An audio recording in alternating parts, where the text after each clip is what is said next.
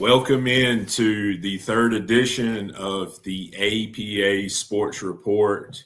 I am Ryan Pittman, and we've got a great show for you this evening. We're going to have two guests on, Mr. James Shannon from 8 Man Extreme and Mr. Andrew Capps from Gatlinburg. Some of the team is going up next week to participate in the Gatlinburg All-American Bowl. We're going to talk more in depth about that a little bit later. But to kick off the show, we're going to talk about what's been going on in the winter sports. Varsity basketball, they are 4-2 this week. They beat Epiphany 65-42.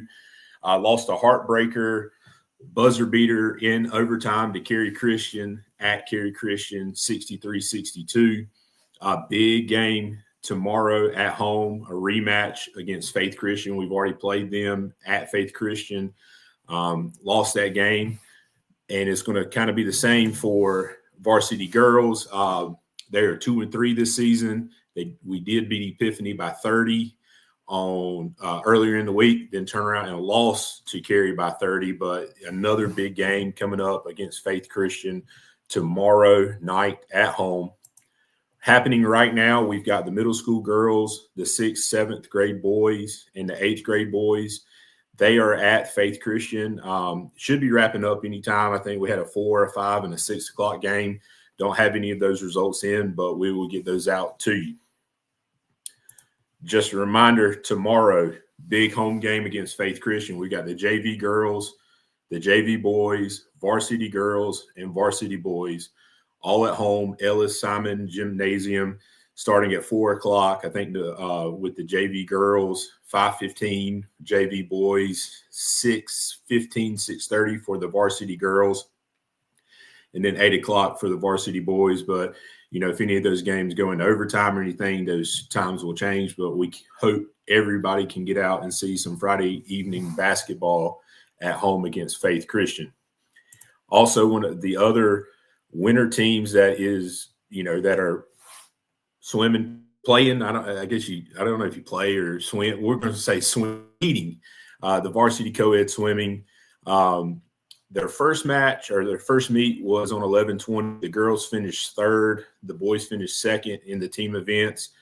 They will be back in action again at home and another meet at Kingston Community Center this coming Wednesday. So, like I said, we've got we're kind of beginning of basketball, beginning of swimming. We just had a Thanksgiving break. We got Christmas break up, but we do have some action in between then.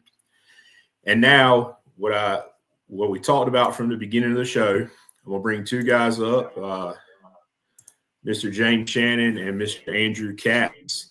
Andrew is with the Gatlinburg All-American Bowl, Rocky Top Sports.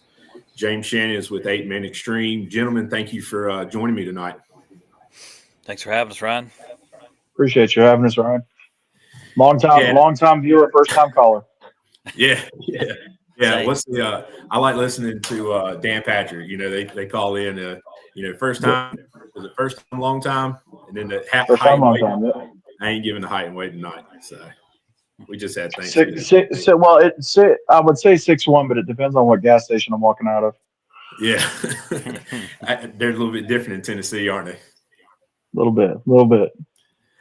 All right, to kind of start this conversation off, next week is the Gatlinburg All-American Bowl, the GAB. Is that what you call it, Andrew? Yeah, internally, just easier to say. GAAB, GAB, we call it that, but I don't know, it sounds a little odd hearing it, so it's kind of an internal thing, if you will. Yeah, so that's going to be kicking off next Thursday. It runs through Saturday. Andrew, I kind of want you to give a brief rundown about really what's going on. I know we've got a lot of guys from the football team who are going. We've got some cheerleaders going as well. I want to ask you about multiple things, but if you can kind of break down what's going to be happening and, kind of let the people know what's going on. Yeah, so we are in year 6, the Gatlinburg All-American Bowl. Very exciting. started with 2 games, 4 teams, an 8-man and 11-man game to now where I'm sitting today, didn't count earlier. We're at 10 teams, 5 games. We're looking at around 350 players overall coming in from all over the country, at least 13 states, maybe 14 or 15 different states. So, it's incredible. And cheer started, this is the 3rd year of cheer. I think we went from 40 girls to 60 girls. Now we're looking at 80 girls. So we're kind of on a trend going up 20 every year on cheerleaders. This is the first year we've had some APA cheerleaders represented. So very excited about that with the girls that'll be coming from Kinston as well. And yeah, lots of players. I mean, this team was stocked with great talent, and that's the reason why they ran the schedule like they did and beat great teams from the opening kickoff, which I was thankful to be able to see and be a part of in person, to the state championship against another great team. So yeah, a lot of guys coming with that. A lot more could have come. But life happens, and we know some can't make it for various reasons. Basketball is always our biggest hurdle here, but to have 350 players spread out between 5 games, 10 teams, we're going to be running on 2 fields, 10 a.m., 1 p.m., 4 p.m. in Gatlinburg. So the reason for that time scheduling, we try to avoid a 7 o'clock game just because it's Gatlinburg. We got snow on the field right now. So I don't think we will next week, knock on wood, but we got it right now. So I don't want to do a 7 o'clock game when it could be 20 degrees, could be free, so we're trying to keep it in the heat-ish of the day. And James can tell you all about that 4 o'clock game by halftime can get cold a lot of times. So that'll be Coach Beeman's game. That'll be a lot of the APA guys will either be playing on the top field in the seniors game or down below in the juniors game. So they'll be on that hour. So that'll be pretty exciting. Yeah, one of the things I wanted to ask you was what's the weather forecast going to look like? Because August, I know we went last year. I didn't go. I heard about how hot it was in that stadium.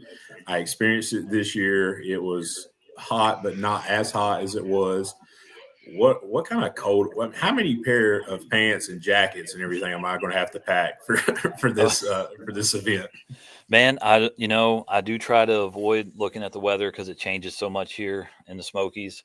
Right now, it does look like it's going to be pretty mild, all things considered, where, starting the day is cold. That first practice on Thursday night is going to be cold. So if you were here for that and you're going to be sticking around for those practices, you'll want to be bundled up for that. Players will want to be bringing their warm gear for that. That'll probably be the coldest thing they do the whole time, honestly, because we start that practice at 7 o'clock at night. So it's cold from the start and only gets colder as you go. But it does look like, other than that, we're going to avoid some possible wet conditions. Looks like low chance of rain, and I was seeing highs in the 50s.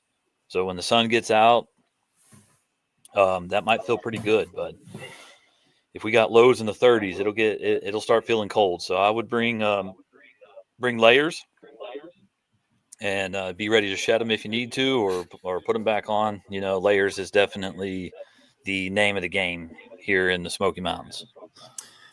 Talk to me a little bit about the NSR Combine that's on Thursday. Kind of what that is, and what our players can expect going to it.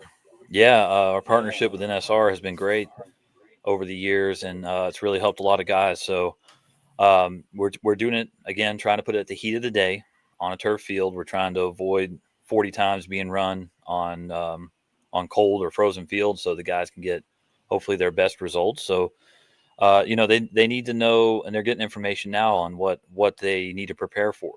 So we've got a 4-hour time window for it, so there is some time for some teaching. But they have to be ready to come in and perform at their best. They need to try to run their best 40s, and it's laser time. So, you're not going to get any coach leeway there on your 40s. It's going to be a true laser time 40. So just be ready, be nimble, be limber, I should say, and or limber, and make sure, you're not tight and hurt anything there. There's shuttles. There's going to be, for the guys that can put the bar up, there's going to be a bench press portion. How many times you can put 225 up? We had a guy last year, I think, put it up 26 or so times, defensive lineman. So That's pretty impressive. 225 up that much, but there'll be a weightlifting portion. There'll be various shuttles, the 40-yard dash, and the and some vertical things. So standing vertical, and then a touch. So different vertical ratings, which are really big for those skill position guys. Yeah, I know the weight room has been big for Parrott. I'm sure, like a lot of these, elite teams that y'all see. I can't wait to see what some of these numbers are put up. I can go ahead and tell you, I will not be participating, so don't have to embarrass myself there. But I mean, it sounds like just such a great opportunities for these athletes, not only from Parrott, but from all the schools. I know there's some other, kids, athletes that, Parrott people will be familiar with. I think some of them are even playing in the same game from John Paul. I know Vincent from Faith Christian. I haven't really dove in too deeply into the rosters, but I know, Reed got hurt in the state championship game. So, what about other players, that you can talk about, Andrew, that the Parrott people might know? Well, let's start with that game. I think that's one of our premier games. Basically, calling them a next level game because I think that's our seniors that have a chance to play at the next level for the most part. And we have two of those games. So, first game at 1:00 is going to feature mostly 11-man players, so guys that play 11-man all season. That's all they know. And then there's a few 8-man players sprinkled in there too. However, the next level 2 game that Coach Beeman will be coaching in, and James has known, I've been talking with him for months about this. Didn't put it out publicly because I didn't know if it was possible with linemen and things like that. But that game is featuring 100% 8-man football players playing an 11-man format. Wow. So everybody in that game, see, each roster has about 33 to 35 players on it. It played 8-man football this season, either exclusively or, in Parrott's case, they had at least one. You guys had one 11-man game or two? We had 3 of them. 3. Yeah. Oh, that's awesome. But still, you're predominantly an 8-man team. So all these teams are in the same boat. So I'm really excited, to see how that translates. I mean, we've got an opportunity to put 2 games up against each other that are playing back to back and say, to the naked eye, which game was the 8-man players. I think that's a really great opportunity, and that's not the main focus in this by any means. Typically, this would have been the seniors 8-man game, but a lot of these guys, some of the players on Parrott's team that played an 11-man last year, Chris, Brody, they that's what they want. There's a couple of players from Augusta Eagles on Matt's team, Nathan Whiting and Nathaniel Reese. They specifically reached out to me on Instagram and asked to be an 11-man game. They don't want to play 8-man up here. So we have the numbers. We're able to do this, and these guys are really wanting to show in one of their last opportunities what they can do to colleges in an 11-man format. So there's a lot of fun storylines in this game, not just in the players, the coaches too. So you got Coach Beeman on the Stars roster. He's the head coach of that roster. On the other sideline, we've got Bo Barton, who is James, is that your number 2 team or number 3 team? They finished number 2. There you go. So, Yeah. I mean, the storylines are pretty incredible there. River Oaks down in Louisiana, they had a great season. They played one familiar opponent. They both played Evangel. Both teams beat Evangel, and he's bringing some of his players up. We got other players on that team from Florida and some more from Louisiana and really all over. I mean, ideally, you maybe want to do some sort of state battle, Carolinas but it just didn't work out that way. And you'll see on Matt's roster, he's got players from Alabama, he's got players from Tennessee, he's got players from Virginia, he's got players from North Carolina, obviously as well, but all over. So he's well represented nationally there, as is Coach Barton on the other sideline. So. I try not to pick favorites. I'm excited for all 5 games. I always love the Rising Stars game because it's the true 16U game. Sophomore, freshman, 8th grade players. Nobody over 16 years of age. And I always like watching that because it's your best underclass players. It's Alex Scott played in it last year, James, and it's that's a fun game. But I really am excited for this next level 2 game. So if I had to put a favorite, it would be that one. And and if I can interject, I've been ever since Andrew brought up the idea of doing this, I've been a massive, for what it's worth, I'm a massive fan of this idea. Obviously, you see the shirt, 8 = 11, and there's some differences, but overall the message is, hey, football's football, and this is such a great opportunity to show that, and also to put these young men on a team where not always do you have a situation of sometimes a guy has to make up for another player. Maybe they're not at the same level. These guys across the board can handle their business, and so you got a guy that all he has to do is maybe play outside linebacker. That's all he has to do, and he can really shine in that situation. So I've been a massive fan of this. I'm very excited to see this next level 2 game. Yeah, it's going to be exciting. Yeah, so James, I did want to ask about this. Andrew brought this up. I followed you a lot, followed the 8 Man Extreme, Instagram, Twitter, Facebook. It seemed like there was a lot of not hate, but some concerns about why the number 2 team wasn't ranked number 1. And now they're going off, the coaching staffs are going against each other. Me and Matt had talked about it before. So, Andrew, was this planned? Like you got to put the 1s and the 2s? James, how much were you involved in this decision? I mean, I would love to say that I influenced this, but I think Andrew's the one who makes all the calls here. Yeah, and it's a funny story. So originally, I had Matt lined up to go against former Tri-Cities Christian coach Jeremy Boskin from here in Tennessee, who coached against Coach Sean Murphy with JP2 last year in that 8-man seniors game. Ended up winning the game. That was the game that had Ben on it, and TT and William and some of those other guys from North Carolina. And he had a new job. He had something come up, a conflict. So I started, racking my brain. I don't know when this was, at least 2 months ago, probably.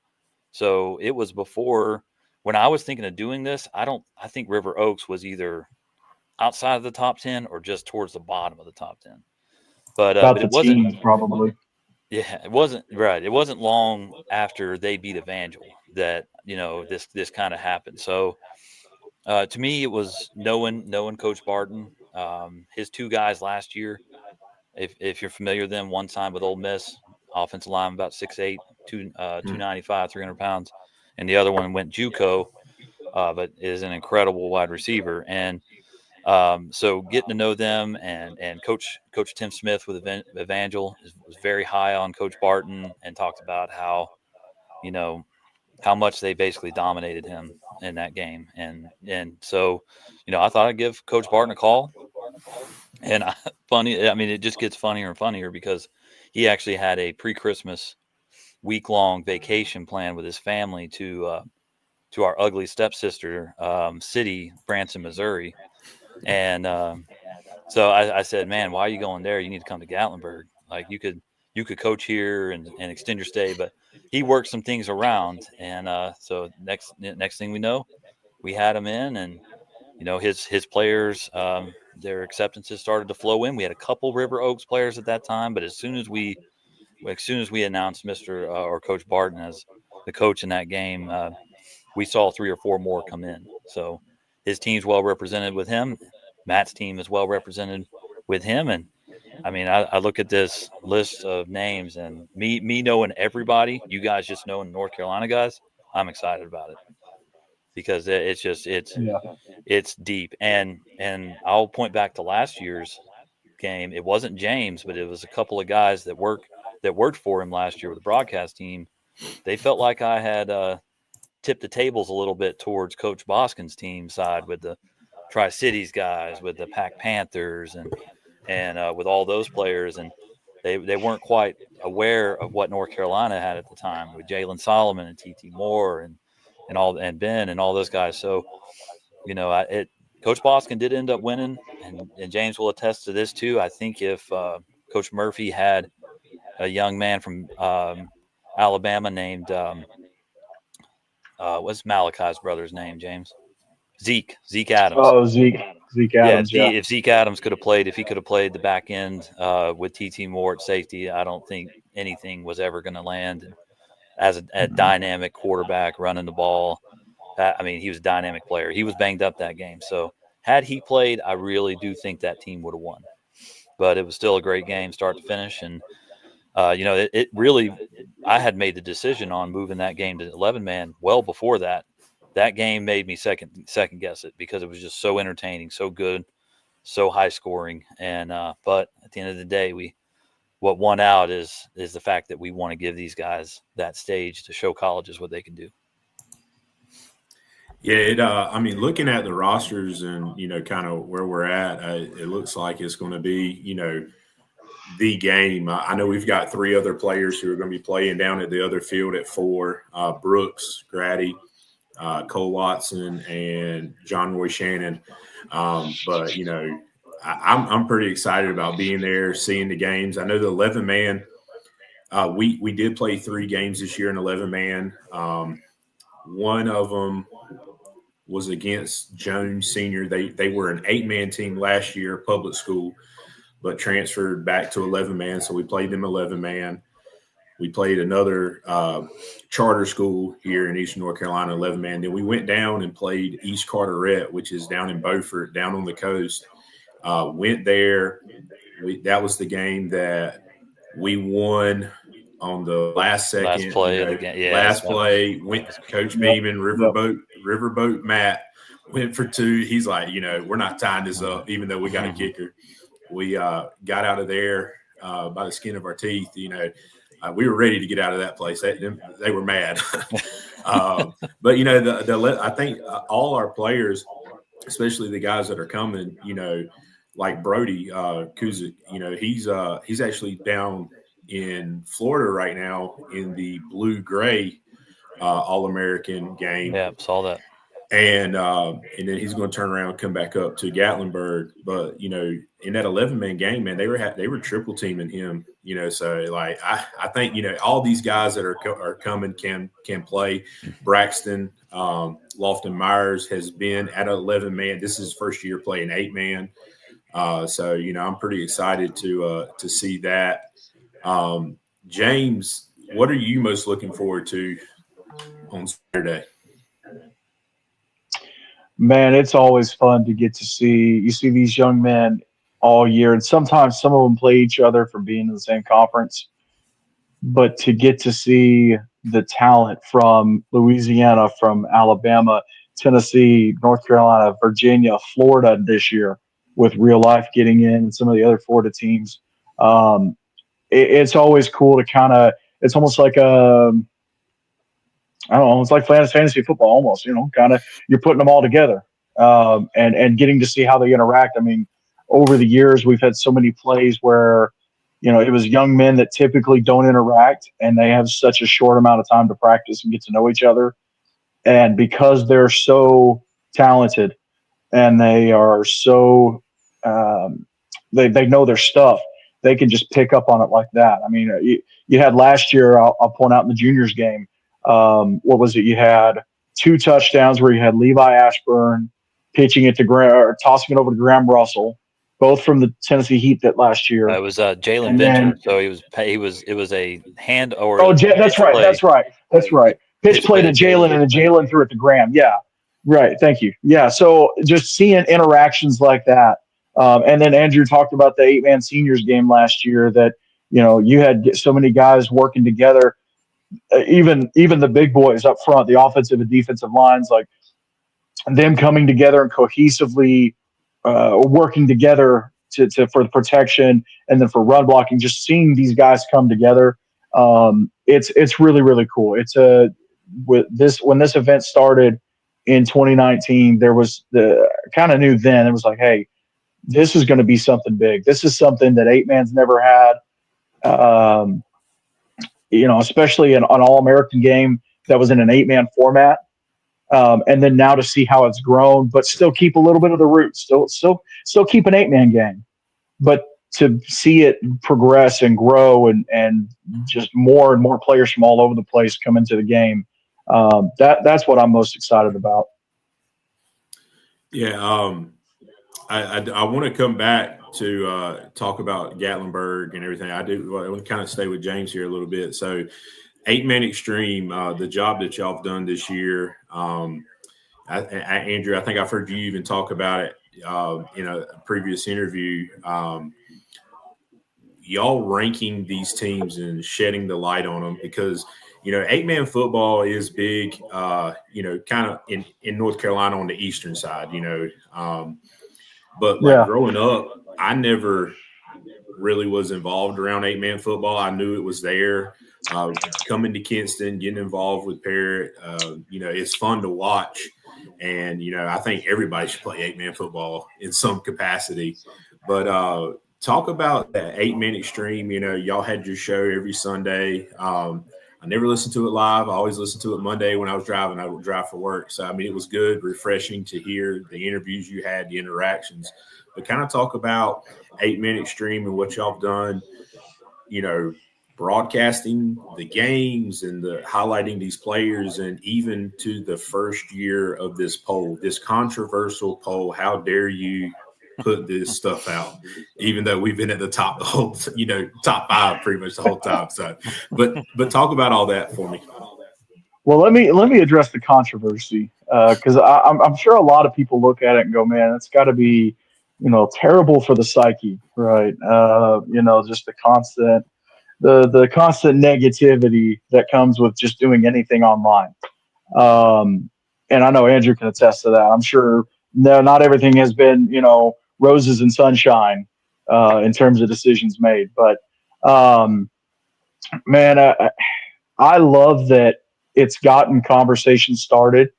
Now there are some teams that are shying away from playing really good competition, but it's gotten some teams thinking about, hey, maybe we want to go play this team. Maybe we want to play this team. It's got to, I heard from a couple coaches where they set a goal of, hey, we want to be in the top 100, or we want to be in the finish in the top 50. We want to finish in the top 25, just depending on where your team is. So hearing that is really, really encouraging as a counterweight to the other side. And then the messages we get to that nobody will ever see, where it's former players and its parents and its coaches saying, hey, we love what y'all are doing. Keep it up. That stuff means the world. And it's a lot. There's a lot of encouragement there, but no, I love it, and I love the interaction too. The fact that people were so invested in it this year that they felt strongly enough to share their opinions. I love it. I for so long, especially when I first started this back in 2014, you said 8-man football, and a lot of people said, "What is it? Flag? Is it what?" And now to have it to where there's such a conversation around it, and just the exposure aspect too. Even Andrew, when it first came out, and I sent him the first draft of it, he's like, man, I don't know half these teams. There's some teams, and I don't mean to put you on the spot, Andrew, but it's just, there's a lot of people out there that were like, man, I've never even heard of this team. Who is Bradenton Christian? Who is Real Life Christian? Who are some of these teams that we've never heard of? And it's like, man, there's some good football out there. Acadiana Christian, JPG, Sherwood Christian, Vidalia Heritage. There's some really, really good Prairie View Academy, Claiborne Academy. There's some really good football teams out there. And I think sometimes, especially inside your state or inside your conference, you get in a bubble of, well, this is the best team in our conference, and you lose sight, I think of, there's other really good teams out there. And so hopefully this year that poll helped to show, or the ranking helped to show people that there's some really good football teams out there. I would be so remiss if I did not give the world's largest shout out to Blake Biggs. Blake is a former 4-year starter. He's a former All-American. He's a guy that's helped me since 2022. I think 2022, yeah. And this year, just kind of getting him more involved. He's just a college student that played ball, that loves the game. And trying to get him more involved. And he was the one that had the idea. Why don't we do these rankings? I'll come up with the whole system and the formula, and we'll work together and figure out. And it's going to have to get tweaked throughout the year. Obviously we didn't put it out until week 5 or 6, after almost everybody had played at least 3 games. And it was just so that the first 4 or 5 weeks or so, we could take the results and say, okay, maybe we need to tweak this a little bit. Maybe we need to do that. So I would be so remiss if I did not give him such a big shout out for just being, he was the driving force behind the live scoreboard that we put out every week that we started to do. And that way people didn't have to go to Max Preps and open the app and create a scoreboard tab for each individual conference or state. They could go to one Google document or Google Sheet, and they could click on a tab at the bottom, and it would show the scores for that conference. And it was congruent all the way across. If a team from one conference played another, the scores were there. You didn't, we did the top 25 scores. So if you were just concerned with how the top 25 teams did, you have it right there. The helmet map that he did, and the helmet competition too during the off season that he did, that really, I think, showed a lot of people that, hey, maybe we should put our updated stuff online. Even changing out y'all's helmet. I think halfway through the competition, I think it had to happen. And it was just, there's some change there, but the helmet map that he came out with, which I don't know if y'all have checked it out, but it's so cool. Awesome. He actually, he did. For those that haven't seen it, he took a map, maybe an Apple map or Google map, whatever, and he took the helmet that he created for each school based on what their helmet was and put it over their hometown. So you could zoom out and you could see a bird's eye view of 8-man football in the South, or you could zoom it in by state, by area, and see, kind of where each team was located, because that's a big question too. It's like, well, hey, where's this team from? Where are they at? And so it kind of helped to where you could click on it on the helmet and it would show the school and all that information. So, man, he was such a driving force this year behind so much of that, and really breathed a lot of new life. And then and then he was the co-host on the show too. I think he missed like 2 or 3 Sundays, which, whatever. But he almost every Sunday he was, he hopped on there. He had ideas near the end of the season. We started doing a top 5 instead of recapping all the scores. Started talking about our individual top 5 games. Just the ideas he was bringing to the table were so great. And there's so many other guys. I got to give a shout out to Scott Matthews. He's a dad of a guy that played 8-man. I struggled to draw stick figures, and he is the man behind the graphics for really for all of our stuff on 8-Man Extreme. He's like AI. I just kind of throw the information at him, and he throws me a graphic back, and I'm like, cool, great. But I got to give him such a sweet shout out too, because he was on top of it every single week, trying to get it out Monday morning, Monday afternoon. So the turnaround was really, really quick to get it to him and trying to get it to him over the weekend. So, him taking the time to make them and come up with that idea, got to give him such a big shout out too. But yeah, man, it's been great to do the rankings this year, just to see the interaction that people have been able to have with it.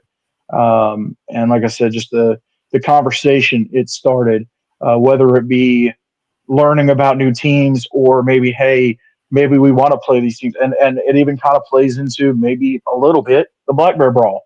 Maybe we could say, hey, this team can play this team. They both were good last year. They lost an equal amount of seniors somewhat, and it kind of helps, potentially make matchups there. So it's been a lot of fun to see the interaction with it this year.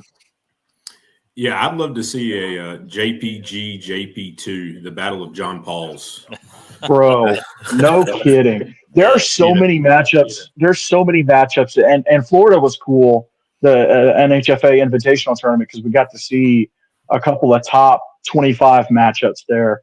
But even the championships, just where I think the next to last week of the poll, the top 13 teams were all playing for their championship. And I think there were a couple other outside the top 25 that were playing for it, or top 30. But just to see the interaction, there's some fantasy matchups there, like a Sherwood versus you guys or something like that. Like it's cool to sit back and go, man, if this. And I do have to give Andrew. He has made it now to where either Coach Martin or Coach Beeman will lose their first game of the year. So that's unfortunate. Yeah, we can't count that one though. Yeah. Well, it was Fair big. Fair enough.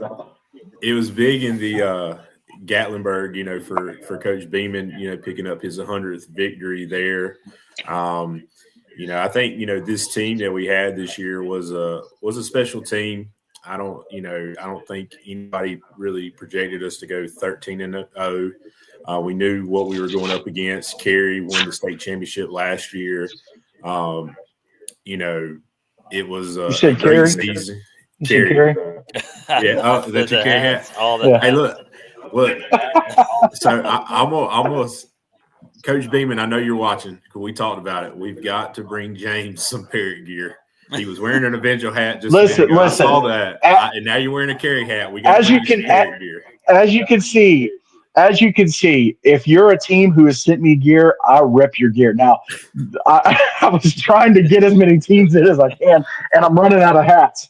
But I love repping these 8-man teams, dude. If I can show real quick, I'm in the storage unit. I showed Ryan. I'm in the storage unit where I do the show, where I keep all the gear and the drinks and everything. There's Fairlife drinks back over here, the gear's here.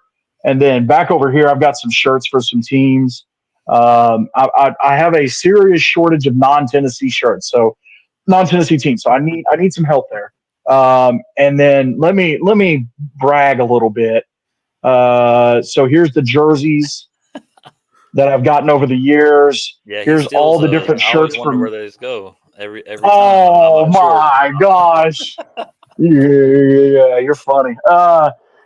So here's shirts, and this is 2020 through 2024, right over there. So those got the names on the back.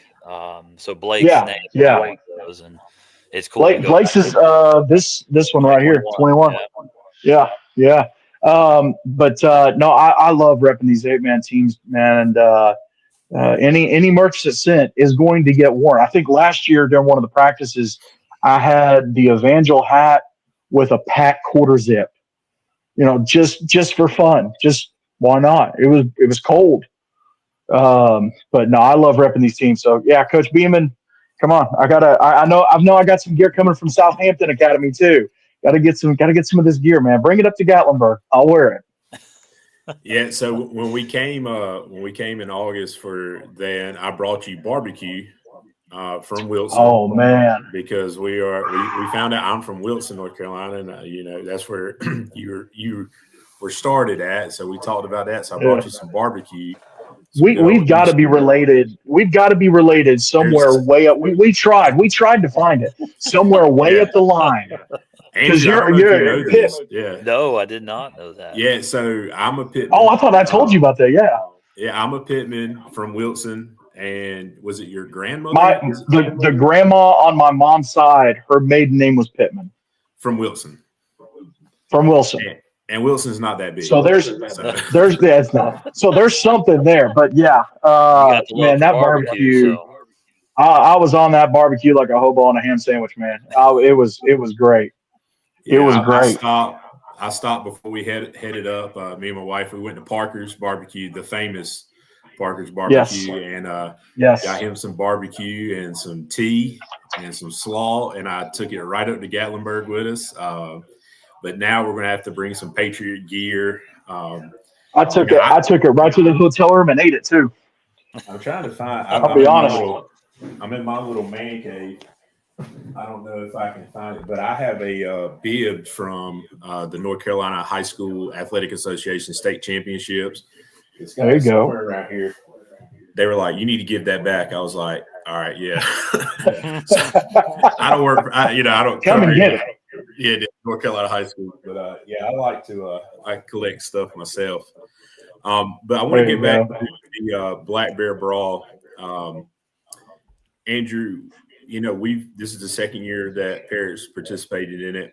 Second year in a row playing Evangel. I know last year they pretty much had their way with Parrott. And then this year, I mean, I'm not going to say it just because I work for Parrott, but I mean, that I feel like that was one of the best games. I mean, it was the nightcap, come down to the end. Eli Black had a chance to score the 2-point conversion to tie. We keep him out of the end zone. That game really kind of set our season off down a road. But I did have a question from Coach Beeman. What is the best matchup or the best game that the Black Bear Brawl has had that, in your opinion, and if you don't say us, it's all right. We're not going to be that bad. But just what about your opinion? Because, I mean, there's some great teams that come and play there. Oh, man. I will have to say, I mean, there was something special about that game. Personally, that would be the top game for me, but it was not easy. So I'll give you a couple examples of some other games, but that game was special to me just because I saw what happened to Parrott last year. I saw, what it wasn't a talent thing. And you guys took that loss and became better from it. And you just kept getting better throughout the season. And then you came back with a vengeance this year. And funny story, our photographer, Levi Martin, he texted me while I was on the field pregame. He said, 7 and White's going to be your MVP. And I'm looking out there. I'm like, 7? He doesn't look big. He's 5'7", 150 pounds, I'm like, I expect to see like a Brody, or something that just physically imposing player. And he was like, yeah, I've been watching him warm up. He's your MVP.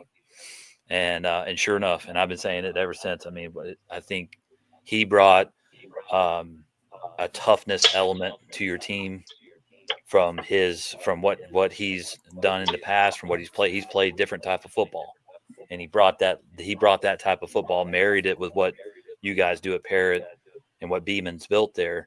And it was a perfect storm, because you could see, you guys still played with that focus, with that, and eyes on the prize, but you got a little swag from him, I think, as well as just an extra toughness factor. I mean, for a kid of his stature to stop Eli Black twice, that was him that stopped him on the goal line. First potential touchdown of the game was him at the goal line. So Eli Black's got all the momentum going in the end zone, and he stopped him. I mean, just for how much that takes and how much extra that takes inside of a young man. So, yeah, I mean, Braxton got a big fan from me in that game. I mean, just the overall team, just watching Ben score twice again in that end zone. He scored twice in that end zone last December, so he might have a record for having the most touchdowns in that end zone in a short amount of time. So I think it's always that south end zone. So for us, we call that south end zone. It is, yeah. Yeah. He scored twice there last year. He scored twice there this year. So I thought that was pretty cool. But the other two games that I would put in that category, and there was because of the nightcap, because of the crowd. You had great crowds on both sides, and that's one thing I love about Parrott, one thing I love about Evangel. Your families do whatever they have to do to support this team, so we had a great crowd there, and it was loud. It sounded like a home GP football game, not like the one I went to last week when they made it to state. So they're playing tomorrow for state, by the way. That was quite an atmosphere, but it was like a true home game, and it just came down to the wire like that. Two teams that did not want to lose, that it was exciting. My second most exciting game would be in the first year of Black Bear Brawl when Carey played Evangel. We had a matchup between two homeschool 11-man teams, one out of North Carolina, Cabarrus Stallions, and Georgia Force. And that was a game where Cabarrus stormed ahead by 2 touchdowns, looked like they had control of the game. Georgia Force in that game made a quarterback change to a sophomore named Randall Fanning. And he led them back, tied it up, and they went to overtime. He won it in overtime. So he won MVP there, came back later that year, won MVP in our Rising Stars game, and he's playing in the Next Level 1 game this year as well. So it's just been a great watching him come to who he is in that game on Gatlinburg's field. It's kind of like you guys. I was able to watch this incredible season start right there in Gatlinburg. And that was the key. And then the third game that I would bring up, talk about heat, the hottest game we've ever had there. The hottest game we've ever had there last year, and it was a precursor to Panama City. So these two teams played in August in Black Bear Brawl, and then they played the championship in November in Panama City, and that was Freedom Cowboys and Pack Panthers. 14-12 final score in an 8-man football game on a full field.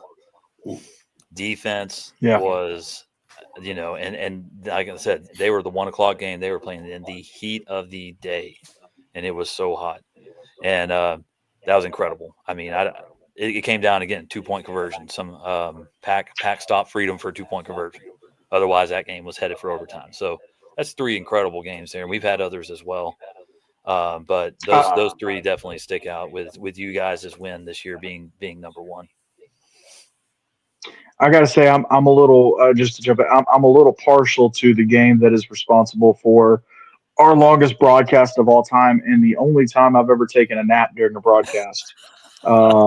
What was it? The first year, Lighthouse Warriors, Pack Panthers, Lighthouse Warriors and Pack Panthers. 2.5 hour lightning delay. Yep, still holds the record. I think it was a 6-hour broadcast or 5.5 hour broadcast. And I did take a solid nap in the middle. Yeah, we were sitting in that. We were all sitting over in that old press box on the away side, where the concrete bleachers are. So we don't have that nice press box like we do now. It was tight. It was hot, and a lot of big guys breathing in there. So it was a long. That was a long delay. That was a fun game too, because his Pack had this big lead, and then they came back out because Carey and Evangel, they didn't kick off till 9 o'clock that night. Kickoff 9 o'clock. So I told Pack and Lighthouse was up. That's what it was. Lighthouse was up. I was about to say Lighthouse was up big. Yeah. And then Pack came out of the break, scored, got the onside, scored again, and then tried to get the onside, and Lighthouse just ran the clock out. And we had, because we told them, we were like, we got to do a running clock here. We got to finish the game off with running clock. And hated to do it, especially after how it ended up. They had a gripe. I mean, with normal clock stop. Well, but to be fair, going into the break, I mean, it was 28-6. It was kind of a pull away game. So it's like, okay, running clock, let's get the game over with. And then Pack decided to make it interesting. Yep. And that's what that Georgia Force game I was talking about with Cabarrus that went to overtime. It was the next game. Yep. So after a 2.5 hour lightning delay, we had a overtime game, and then finally kicked off that Carey Evangel game at 9 o'clock at night in the Berg. And didn't y'all have to get like special permission? Yes. For that game? We had to talk with the city manager. Thankfully, Rocky Top Sports World is owned and operated by the city and the county. So the city manager has a very vested interest there. And so basically our rules are, as long as it's not a school night, we can go as late as we need to. So there you go. We made it happen. Had to turn the PA volume down a little bit, but it was a good game. And I point to that game too, because that was where Carey's current team that won state and runner up. That's where they grew up. They had this big quarterback, David Wisnowski, I think, number 10. He quit the team that game, walked up and then that's when Reed took over in that game. So and they were never the same. Right. Yeah. Right. And for a good reason, in a good way. In a good way. In a very good way. Yeah. Yeah, that this past state championship that we had, it was definitely different than the first game. 6-0 at halftime. 6-0 at halftime, and I'm just, I'm sitting on the sideline. I'm just like, both defenses were playing lights out. Reed finally scores. Then they come out, they score again. We finally get in the end zone. Coach Beeman had, he all year just made great adjustments at halftime or when needed. And I hated to see Reed get hurt, but that definitely kind of changed a lot in that state championship. But shout out to our players who made plays: Ben Barrett, Chris Stimpson, Braxton, Will Stimpson, Brody. A lot of these guys who are going to be here next week, stepped up when needed and made some plays. I do have another question for you, James. Go ahead. I'm glad I took the under in that first half and the under on the overall score. Yeah. Both of those teams obviously I do into defense.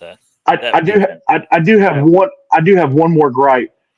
We missed the game-winning touchdown because of the camera. We got to figure out the camera situation.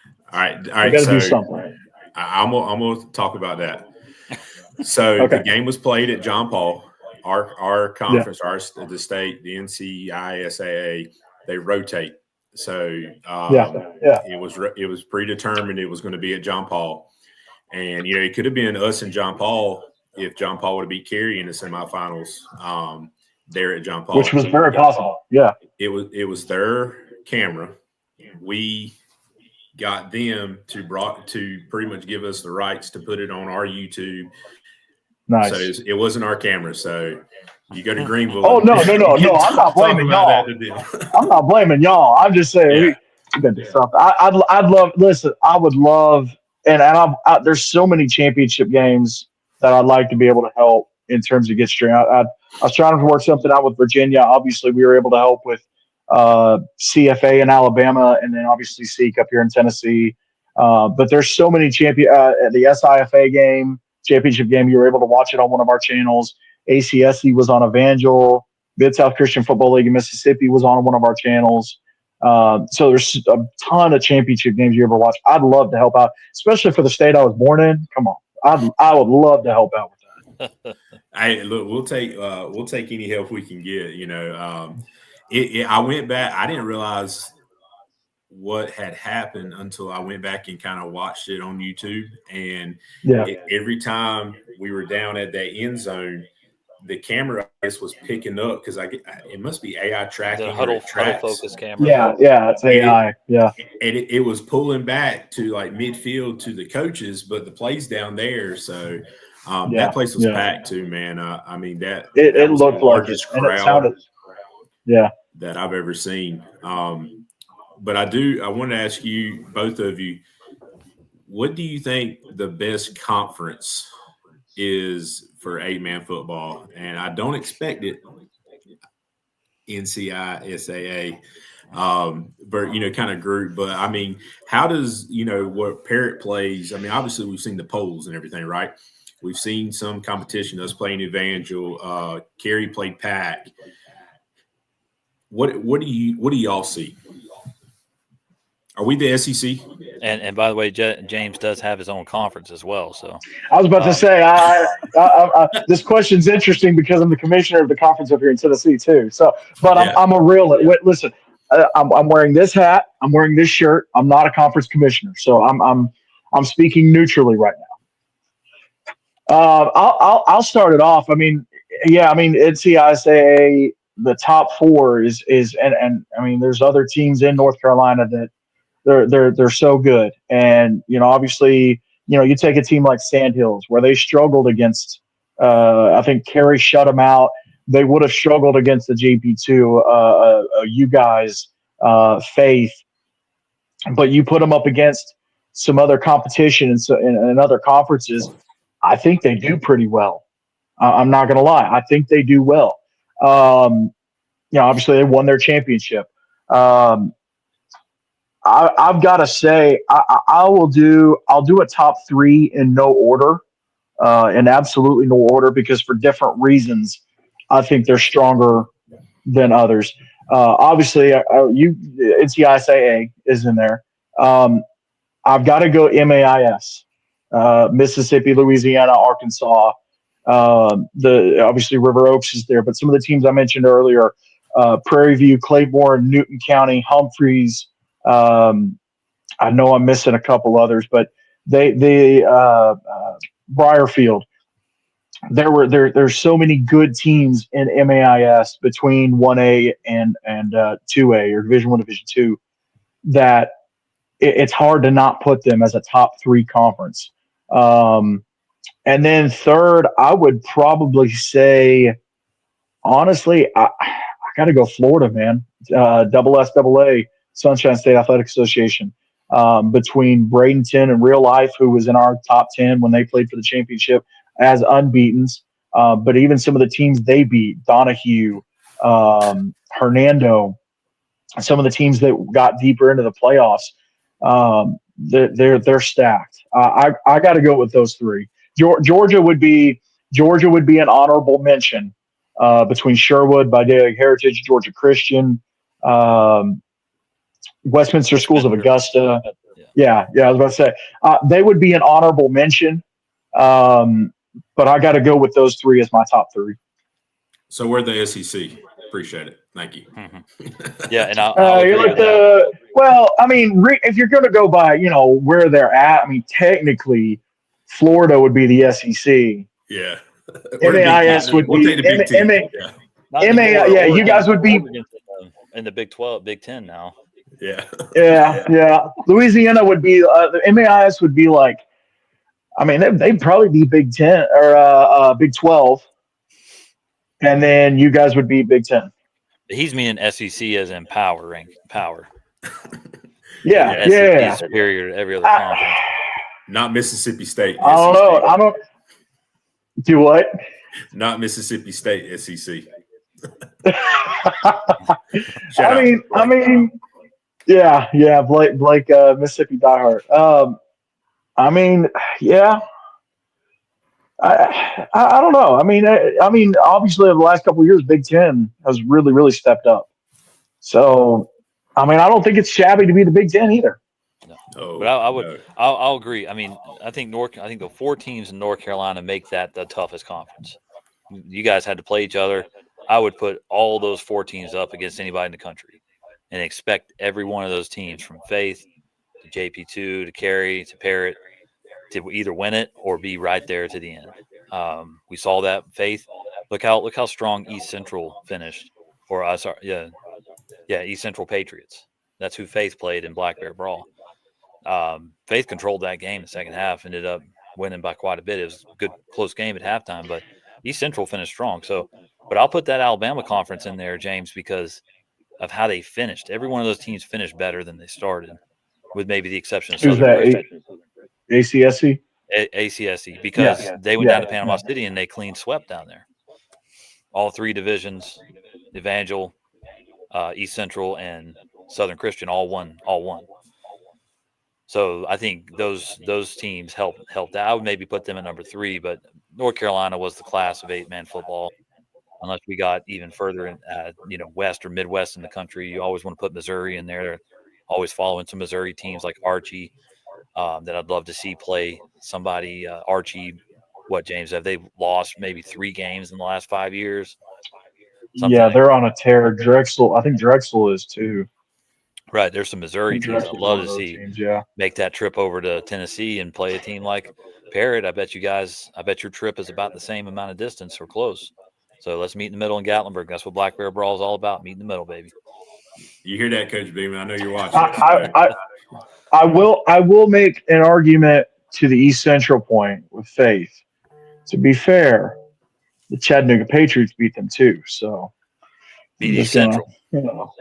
East Central was up and down, but they were at their best at the end of the season. So they finished strong and they really challenged. They challenged Evangel in the state championship. And let me throw this in there too. As good as East Central finished, I think Acadiana Christian coming from Louisiana, and I don't know if you guys watched the game they played in Florida, but in that certified hood classic. And then Acadiana and Ben's Ford was a great game. Louisiana got put on the map with that one. So as good as they finished, I mean, there's some competition out there. But I would go with it. Yeah. So who's your third, Andrew? I'd have to. It would be Louisiana. Louisiana would be second. Or the Mississippi, Louisiana. I mean, all those teams. You see, Ben's Ford, I think, ended with a losing record, but that's a team that can play with just about everybody too. And you'll see there's some Ben's Ford players on the opposite sideline of you guys next week, and there's some boys on that team, and they play. There's some good football players. So I think in another conference they might have a winning record at least. former All-American Dashell Houston too. Yeah. And Ian Knight played quarterback there. Exactly. Ian Knight played quarterback against Sean Murphy's team last year. But and then I would put the Alabama. I would put Evangel's Conference at number 3 or 3A, and then Florida at 3B. I was impressed, and I've been talking with Bradenton's coach. He had some big injuries in that game, or else that might have been a different outcome, or at least a closer game. But I'm really high on real life. And there you go. Those real life players, their best players, their quarterback, their linemen, their defensive end, their wide receiver, running back, they're all going to be on the opposite sideline of you guys next week. So there we go. And We got all state champions and national champions all over that field. let me tie this back to the ranking real quick. Real life was in our top 10 all year long, and I think they finished number 4, maybe 4 or 5, somewhere in there. So, I mean, they were handling business all year. Yeah, like I said, just go back to it, man. You know, just being able to see the rankings, see these teams, learn about them. Like I said, you know, because I was new just to 8-man football only 4 or 5 years ago. I mean, there was a team growing up, Wilson Christian, had an 8-man team. I mean, 30 years ago, 25 years ago, I remember my dad taking me when I don't even remember the game, but going and watching 8-man, you know, is kind of is big, but not as big as the 11-man, you know, around here. But I want to go back to your show. 2 episodes really stuck out to me that, you know, this is how you know I watch it or I listen to it. The episode where you had the tournament director from Florida on, I think that was probably your longest one. I mean, that was a great interview, listening to his story, his dad, everything that has, you know, brought into there.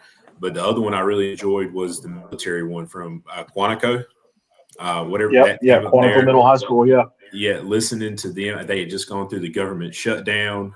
We have he actually brought up that team name, but Lejeune, Camp Lejeune here in North Carolina, they were kind of going through that. So, you know, I appreciate the show because I was able to really, you know, dive into y'all's conversation and learn about these. And then, Andrew, what you've done with the Black Bear Brawl, being able to experience that this year for the first time for myself, and now going back from Gatlinburg. Just thank y'all to both of you, because I know I speak for a lot of parents and fans here at Parrott. We are so appreciative of what both of y'all do, have done, will do, and continue to do for our athletes. I mean, it's just such a special opportunity that these not only boys, but the girls with the cheerleaders are going to be able to experience this week coming up. So, and not just cheer, and I'll say that too, not just football cheer. We had Jordan Fanning, we had Jaden Lucas, we had Callie Sanderson from Parrott last month. Volleyball. I forget volleyball. You had Claire Mixon, and then we had Claire Mixon back in softball in May. So I mean, man, I can't say enough about the Parrott parents, players, coaches, everybody that I've interacted with has been just top notch. And you ask Coach Beeman how he and I first connected, and it was not. It's a good story because it's not a call that I enjoy making. But have him tell you that story from 2 years ago. Okay. And you know, like I said, it's not a call that I enjoy making as a director of an All-American event, but it was a necessary call, and it helped I think sprout what we're seeing now, which is, you know, trust from you guys. You come a long way. That's a long drive. I know it is. Longer than James's. Much longer. It's a haul. That's part of why I enjoy this event. It's 4-hour drive. I lose an hour going there. I gain an hour coming back. It's great. Yeah. And the River Oaks coaching staff, they're driving 12 hours straight here. So I can't say enough how much that means to me. I mean, just for this, I look back, you know, James remembers the whole backstory on this. We could go a long way on it, but you know, it's just an idea on paper. What are we going to call it? Let's go simple. Gatlinburg All-American Bowl. You know, people love Gatlinburg. But everything we do now has Gatlinburg in it. It always starts with Gatlinburg. That's the idea there. Let's go patriotic. Let's go simple. Let's go clean with it. You know, now it all kind of how it's evolved from there. Now let's add Rising Stars. Let's get a little more crazy with the color scheme of Rising Stars. Do a little blue and gold, you know, and all that stuff on paper now, seeing it come to fruition and seeing these guys out here performing. It's surreal. It's surreal. Well, and let me add to that, because it's not just getting it off paper. I'm going to give you your flowers. You're going to let me give you your flowers. You took an event that had such a bad name and a bad reputation from how it started, and now it is the event. It is the event for 8-man football players, for some 11-man football players, now for cheer and twirling and all that. Now you've got the Cap Classic. Now you've got volleyball. Now you got the Black Bear Brawl, and just starting with the two games that again had such a bad reputation from how they started, and now it's gotten to here. So I'm gonna give you that. Man, thank you so much. It's been Like I said, I it's been love it. fun watching it grow. I love it. And on top of that, guess what? Our first year was during COVID. So Yeah. we did everything outside. We didn't have an opening ceremony. We had nothing inside. We did everything outside. We moved to Sevier County High School Stadium. Another team in the county that's playing for state tomorrow, by the way. I remember hauling the gear to that press box. And that it's a college level stadium. It seats about 7,000 people. So it's very large. But just coming from that, I remember we had 2 8-man players from Evangel that had to play in both games, ripped jerseys, blood, tears, bruises. They played 2 games in a row, and we used to beg for 100 players. Beg for 100. And now, now it's so much. I'm trying to find better ways to manage it, and 350 players. We probably could have gotten 700. To be honest, it's tough saying no. I was curious. What the final count was, or current count. Yeah, I think we're close to 350, and then another 100 cheerleaders and close to 100 cheerleaders and twirlers. So, yeah, it's pretty incredible. But if you're about to wrap up the show, I've got one more surprise for the viewers. Hopefully, there's some players watching. If you don't mind me revealing. I'm getting to the end of it. So whatever you got, let's see it. Let me do a little reveal because I was looking at this. I didn't know if it worked out this way. Let me say something about the battle of 2027 too. That juniors game that has a few of your guys. There's a lot of talent in that game, and there's some kids that are going to be playing D1 in that game. Like we saw last year, the guy Chris was handing the ball off to C.J. Johnson, transferred from an 8-man program to 7A football. Played Thompson. Thompson's where Tua Tagovailoa went, whatever. His brother, everybody played there. Like, he just played for state last night against them. They didn't beat him, but he got to state.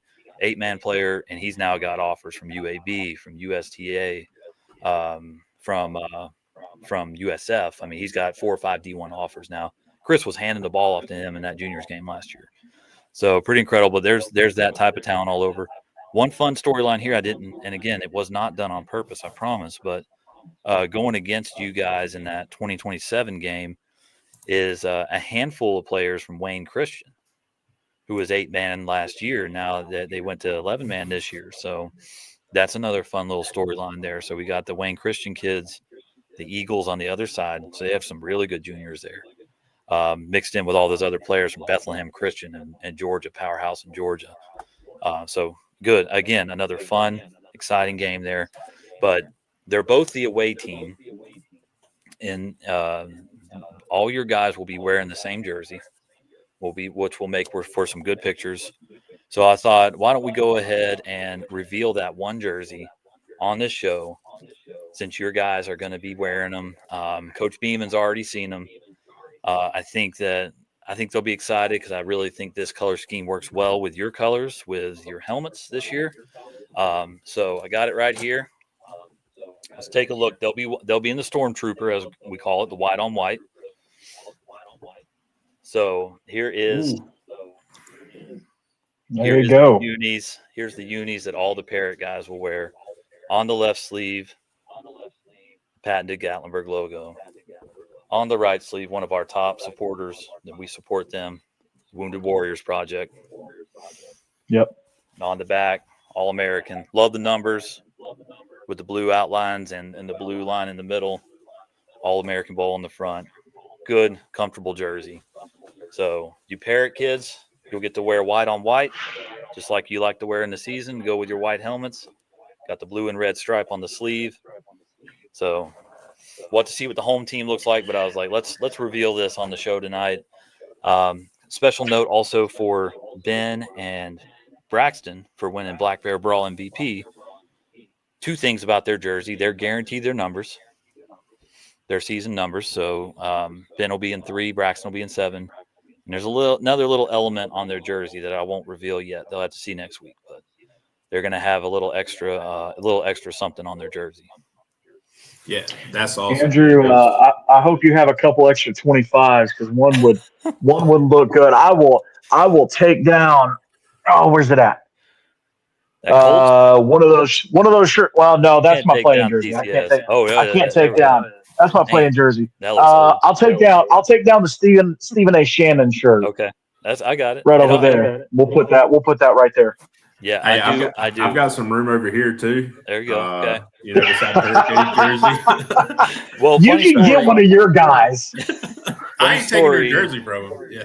Funny story. I did get a number 25 in each of the jersey options. And was planning to do a jersey reveal. Didn't end up getting to do it when Georgia Force actually played a Black Bear Brawl game up here in October, so we had a fall Black Bear Brawl game, which was fun. We didn't get the jerseys in time, so I put out an email a few weeks ago to all the accepted players at the time and said, "Hey, we need 4 players. We're going to go down to one of our Rocky Top sponsors, Speedworks, multiple $1 million cars, $500,000 cars in there, Maseratis, Lamborghinis, Ferraris, you name it, they've got it on display there." I was like, "We're going to do a photo shoot with those." And I said, "I only need 4 players." And I know it's asking because we're going to have to do it on Wednesday, only for those people that are coming up a day early. And I got, within 30 minutes, I've probably got 30 responses. So I had a list of 30 players that want to do this. So we're going to do a big jersey reveal on the fields with them on Wednesday. And then we're going to take 10 of them down to Speedworks next Wednesday and do a reveal with the exotic cars. So can I drive one of the cars? What's that? Can I drive one of the cars? I don't know if they'll let you drive one, but we did. So last week we hosted a Thanksgiving youth football tournament. We had 68 teams here for that from all over the country. We actually, on the weigh-in day, they drove a Maserati on the courts, so all the kids could hang out and take pictures with it and all that. So that was fun. You got to take plywood underneath and move it as it goes over the court. So it's gonna make for some cool pictures. But I just thought that kind of tells you about this community and what this event means to them. Is they're making a whole week trip out of it a lot of times, which means a lot to us. Yeah, I know I'm speaking for myself, and I know I can talk for some of the, coaches and parents. I've talked to some of them, this week. We're all excited about, getting an opportunity to come up. It's going to be good. Like I said, I'm going to have to pack some extra pants. I'm usually a shorts guy, but I'll make sure I have some pants. I would get them hot hands. You got to get them hot hands, and you got to get yourself a balaclava or something. Maybe a shiesty or something. That's fun. I was cleaning up on the high school field after Thanksgiving Bowl Saturday night, freezing cold. I mean, Thanksgiving Bowl was very cold. It never got above 35. It was sunny, though, so it wasn't bad. There's a hot hand on the ground. I pick it up to throw it away. And I was like, wait, this is still hot. So this is like gold. So I just, nothing better than finding a still hot hand on a cold football. There you go. Well, I'm sure there will be some hot hands definitely out next week. I believe so. I see what you did there. Yeah. And I'm glad Ben gets to keep number 3. I call him BB3. So instead of BB8, BB3. Yep. So Ben Barrett 3. He's funny. He's a funny kid. James, I got another one for you on the broadcast. I like to call Braxton the law firm because his name sounds like a law firm. Braxton Lofton Myers. I feel like Parker was doing was it? that. I was about to say, wasn't that Parker? Yeah, that was Parker. Parker also did it in baseball. Did that too. We had a guy from Clark Prep, and his name was like John Roy Shannon. Just one of those. Yeah. It was like John it sounded like a law firm. John Allen Powell. So anytime we get those 3 names, we're gonna make something. And we got a Mike Tyson playing in the Rising Stars game again this year. Mike Tyson, Iron Mike. For 10 years, we'll be good. Well, Jim, hey, I gotta throw. I got to throw something in there about the broadcast real quick. It's really, really cool. Oh, yeah. And I told Andrew this. I'm such a huge proponent of getting ex-players involved. So if you're an ex-player and you want to stay around the game and you don't want to coach, you've maybe been a little interested in the media side, the door's always open. But it's really, really cool this year with our broadcast. Of course, you got the 2 games going on at the same time, so I had to have a little bit bigger crew. But this year we have 5 former All-Americans working the broadcasts. Eli Cornett, Blake Biggs, Nathan Ogletree, Simon Stafford, and oh gosh, there's one more. I hate them. Oh, Andrew Hasley. Yes. Yeah. So 5 former All-Americans that are working are coming back to work the broadcast. And so that's so cool to me, especially as an ex-player trying to get ex-players involved in this side of it. So I had to throw that out there. If you're an ex-player and you're interested in the media side of it, even if it's just coming back to cover your team or to help your team broadcast for you guys, it'd be streaming your games on 8-Man Extreme North Carolina or something like that. I'd love to help guys get started with that next year. Awesome. Yeah, I know I'd like to. We're definitely going to talk this week when I'm up there in person. Not like I don't have your number and we don't talk anyway. Yeah. We'll talk more about getting, because I would love to get Parrott set up on the North Carolina 8-Man Extreme. I think it'd be great. I wish every team could.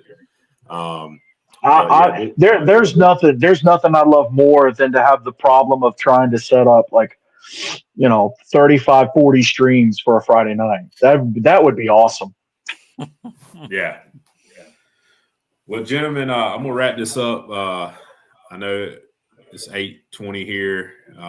Got Hurricanes are playing right now. We've got some high school football in our area playing East Regional Finals tonight. We're going because it's supposed to be some freezing rain in Eastern North Carolina tomorrow. Nobody wants to deal with freezing rain, so they moved them to tonight. But once again, thank y'all so much for joining. We're all here in Kinston who are coming or looking forward to it. I know it's going to be a great event. Thank y'all again. Any closing remarks? Anything? It's such an honor and pleasure to be able to cover these young men, and to try and bring them the recognition that the guys that I played with and against didn't have, and just to see what the culture is, and part of this goes back to what Andrew has done with the All-American games, is to see these guys. You'll have one guy who's a senior, and he played his last game and he makes the post, whatever number out or something like that, and then just to look at the comments and it's guys from all over the place, just giving him his flowers, just to see how that culture in the world of 8-Man has grown. It's such an honor and pleasure to have just a little piece to have a little piece of something to do with that. Yeah, I'll echo that too. I mean, getting to see the friendships formed on the football field with the cheerleaders as well after the event just makes it all. So I would wish everybody coming from your area safe travels next week. Let me know how I can help. I'm going to be communicating as much as possible through our All-American email. It's GatlinburgAllAmericanBowl@gmail.com. I'm the one that controls the Instagram account too, so shoot me a DM there. My email is andrew@rockytopsportsworld.com. Try those various ways to get a hold of me. If there's anything you absolutely need, anything I can help you with, let me know to make you feel more comfortable about your trip next week. If I can, I'm gonna throw a plug in there real quick. Plug it. You'll be able to watch the game. We're gonna have coverage of the practices. We'll have the opening ceremony on our Instagram, maybe on our Facebook at 8-Man Extreme. The practice is Thursday night and Friday. There will be some social media content that we'll be putting out pretty rapidly throughout the day. And then on Saturday, you'll be able to watch all 5 games on our YouTube channel, main YouTube channel, 8-Man Extreme, and we'll get the links put out for that, and that way everybody will be able to tune in and watch their nephew or whoever it is, grandson play. They live on that channel permanently. I love to go back and watch some of those old 2020, 2021 games. They're still up there, and it's just cool to see that. Go back and watch. I think the first game that you actually read, the one in Sevier County, I think both those games still hold our highest view total so far. Wow. But yeah, they stay on there. Yeah, well, as soon as you get those links, let me know. I'll definitely get it out to our people on our social media, and try to get it out. But I did. He's I just checked waiting my on some phone. thumbnails. Hey, Coach Beeman texted me. Gotta have those thumbnails. Yeah, look, Coach Beeman texted me during the show. He said we got to get the guys some parrot gear, so we might have some stuff for y'all, some of the P hats. Come on with it. When we come up there. But like I said, guys, thank y'all so much. I've enjoyed it. I thought this would go about 45 minutes. We talked for an hour and 20 minutes. I feel like we could talk all night. Absolutely. But thank y'all so much for everything that y'all have done for tonight. And we can't wait to see y'all next week, Thursday, Week from today. Friday, Saturday. We're going to have some fun. Yes, sir. Thank y'all so much. And we'll see y'all. Hope y'all have a good evening. Appreciate you having us on, man. Yep. Thanks a lot. Good night. Thanks, man. Good night.